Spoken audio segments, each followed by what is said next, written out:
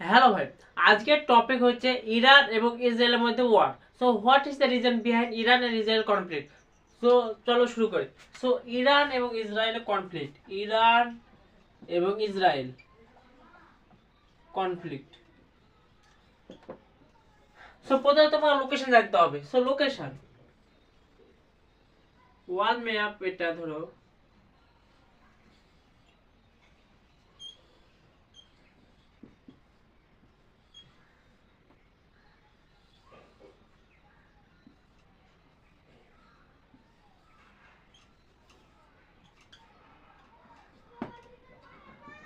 So world map. So Israel এবং ইরানের location basically এখানে আছে ইরান আর এখানে আছে ইসরায়েল। সো ইরান এবং ইসরায়েল, ইরান এবং ইসরায়েল যদি ফিজিক্যাল জিওগ্রাফি হিসাবে দেখা যায় তাহলে ইরানের অনেক বেশি ইসরায়েলের তুলনায় অনেক বেশি বাউন্ডারি শেয়ার করে। সো লোকেশন রেড সি এবং red sea. So this is call middle east. So এখানে মিডল ইস্ট বলা হয়। সো এটা middle east, middle east. So location Israel এবং ইরান।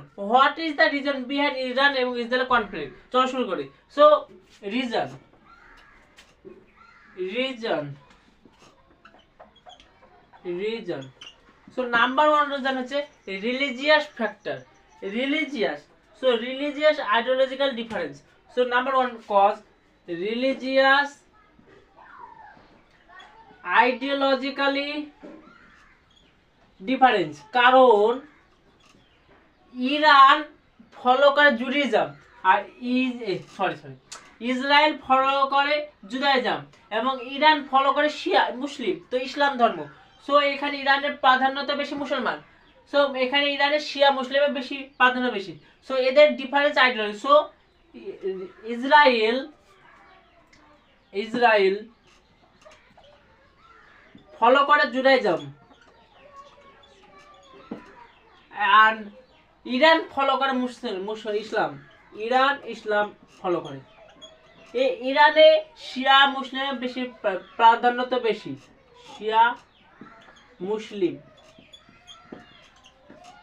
সো নাম্বার ওয়ান হলো religious ideological difference. Next Israel Palestine conflict. Number two reason Israel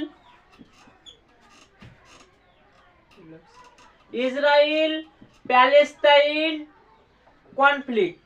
conflict. কারণ ইসরায়েলের শত্রু বলতে এখানে আছে লেবাননের হেজাবুল্লাহ।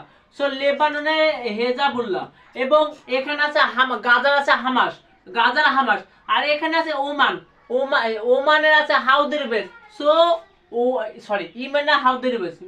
সো এখানে হাউদি রিবেলসকে এগুলো হচ্ছে ইসরায়েল টেররিস্ট গ্রুপ ভাবে, কিন্তু ইরান সাপোর্ট করে হেজাবুল্লাহ, লেবাননের হেজাবুল্লাহকে, এছাড়া হামাসকে, গাজার হামাসকে এবং হাউতি রিবেলসকে। এর কারণে ইরানের শত্রুতা ইসরায়েল। সো ইরান সাপোর্ট করে লেবাননের হেজাবুল্লাহ এবং গাজার হামাস এছাড়াও ইয়েমেনের হাউদি রেবেলস। সো লেবাননের হেজাবুল্লাহ, হামাস, হাউদি রেবেলস এই তিনটেকে আবার ইসরায়েল টেররিস্ট অর্গানাইজেশন ভাবে। So terrorist organisation.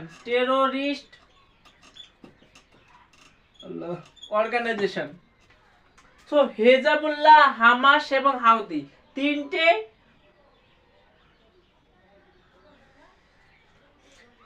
এছাড়াও জিওপলিটিক্যাল রিজন। এছাড়াও number three geopolitical rivalry.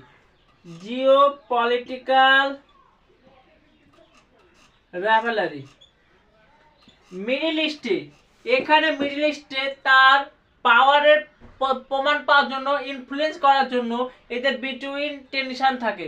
So geopolitical rivalry যেমন ইরান সাপোর্ট করে হাউদি রেবেলসকে এগেইনস্ট ইসরায়েলের বিরুদ্ধে। So geopolitical rivalry. যেমন Iran support Houthi rebels Houthi রেবেলসকে মিলিটারি অর্গানাইজেশন করে টেররিস্ট অর্গানাইজেশন ইসরায়েল মনে করে। Next, nuclear program number 4, nuclear programme.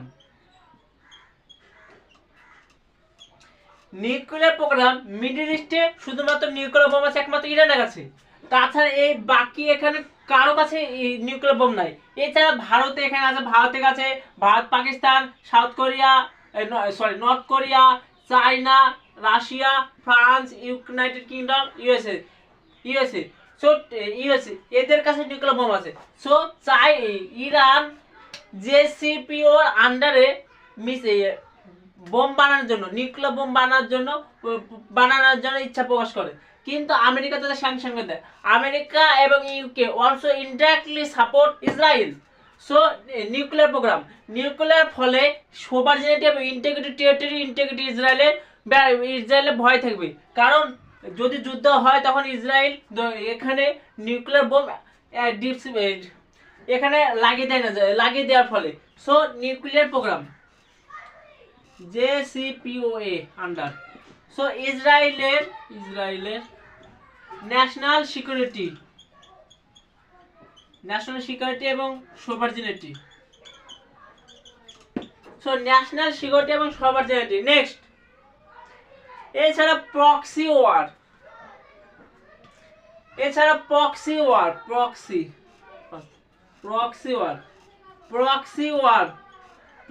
ওয়ারে নিজের লড়াই না করে তার শত্রুকে ফান্ড প্রদান করা। যেমন ইরান সাপোর্ট করে হাউদি এবং হেজাবুল্লাহ। ইরান সাপোর্ট করে হাউদি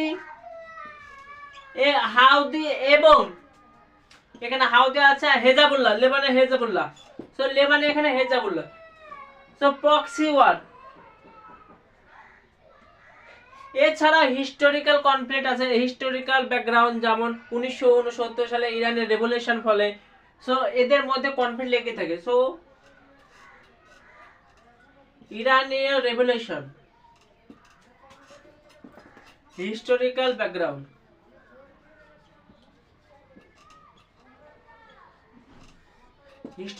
Iranian revolution 1979, Iranian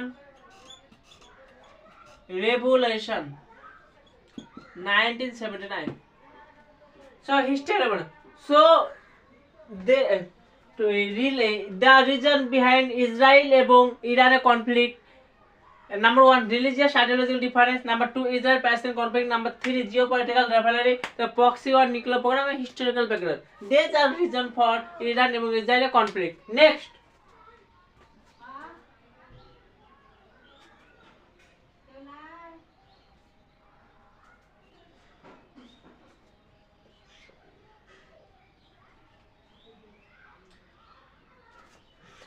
impact in India. So impact in India. Chalo.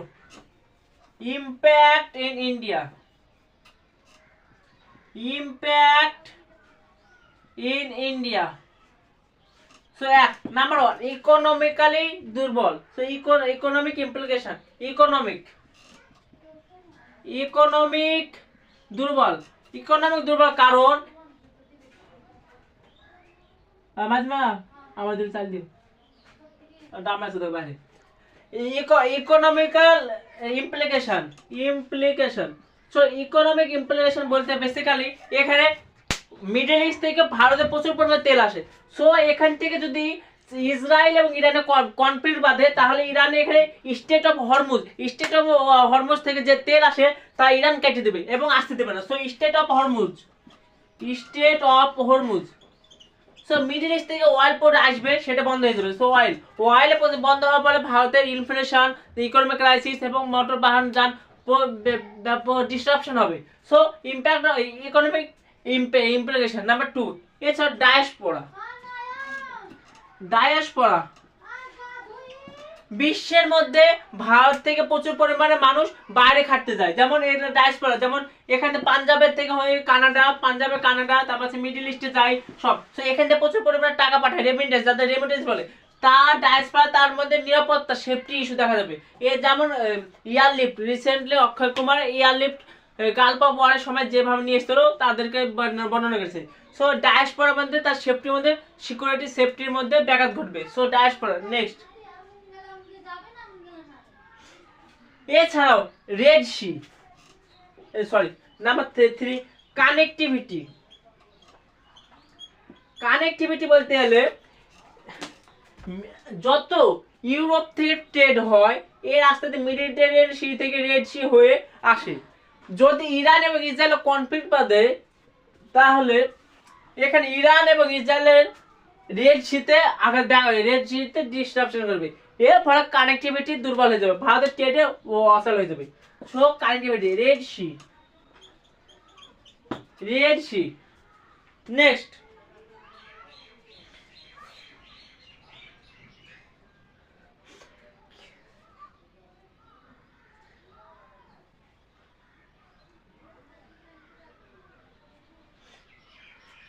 Next ইফোর্ট টেক্স, কি কি ইফোর্ট আছে যা ইসরায়েল এবং তার নেইবার, যেমন এখানে আছে সৌদি আরব, ইমান, ওমান, তারপর আছে প্যালেস্টাইন, গাজা, হেজবুল্লাহ, লেবানন, তারপর আছে ওমান, এপারে আছে বাহরাইন, ইউএই। সো মিডল ইস্টে কিভাবে শান্তি বজায় রাখার জন্য কিভাবে ইফোর্টস দেওয়া হয়েছে বিশ্বের মাধ্যমে। So efforts taken efforts taken peace Iran and its neighbor.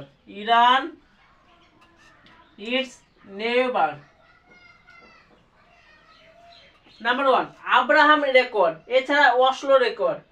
Abraham record মধ্যে আব্রাহাম রেকর্ডে ব্রিটেন, ইসরায়েল এবং ইউএই, বাহরাইনে এদের মধ্যে পিস সমঝোতা করে। সো ব্রিটেনের সাহায্যে ব্রিটেন। Next Oslo accord. এছাড়া I2U2 হচ্ছে ইসরায়েল, ইন্ডিয়া, ইউনাইটেড স্টেটস এবং I2U2 ইউএই। সো I2U2 এছাড়াও United nation security council, piece United nation UN. Next, India role between India basically balance হয়ে চলে, কারণ ইন্ডিয়ার সঙ্গে এখানে চাবাহার পোর্ট আছে, সো ইন্ডিয়া ব্যালেন্স ভাবে চলে, কারণ এখানে আছে চাবাহার পোর্ট খুবই গুরুত্বপূর্ণ ফর ইন্ডিয়া, কারণ এখান থেকে যত মিডল ইস্টে যত বিজনেস যাবে সব চাবাহার পোর্ট হয়ে, পাকিস্তান যেতে দেয় না, পাকিস্তান এই রাস্তা করে দেয় না। So Chabahar port. তো ডিপ্লোম্যাটিক ভাবে রিলেশন, ডিপ্লোম্যাটিক ইসরায়েলের কাছ থেকে ডিফেন্স আসে, প্রচুর পরিমাণে অস্ত্র এক্সপোর্ট করে from Israel. So number 2 diplomatic. এছাড়াও টু স্টেট সলিউশন, ইন্ডিয়া আগে two state solution. So two-state solution. Next, way forward. Iran and Israel conflict, way forward.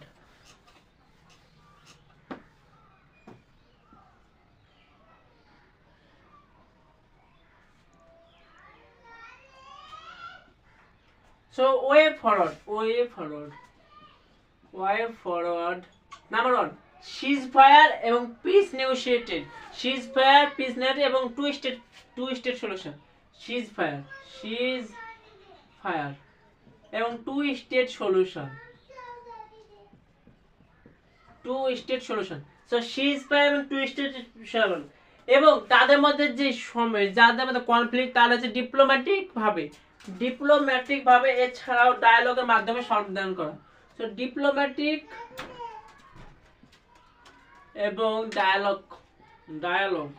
So diplomatic এবং ডায়ালগ এভাবে সমাধান করে। Next,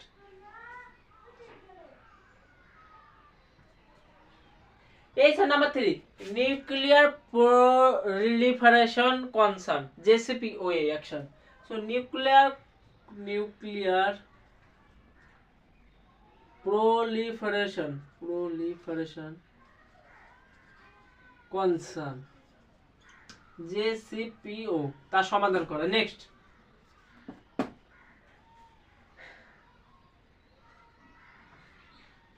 next regional corporation. So regional cooperation যেমন gulf council, GCC, gulf council আছে এখানে। So regional cooperation, GCC.